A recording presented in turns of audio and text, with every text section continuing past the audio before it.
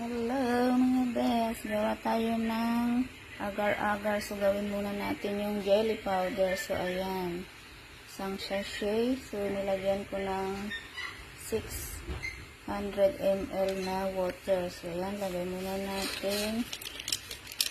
I-dissolve natin and then ipapainit na po natin. So ayan, halu-haluin lang natin hanggang ma-dissolve yung jelly powder. So, ayan, okay na siya. Ilagay ko na sa, ito na mga beshi, lagyan ko na yung ginawa kong nilagyan. Ayan, wala akong pangkayod ng buko, kaya ito ang ginamit ko. Ayan, so, gagawin na natin yung ating agar-agar.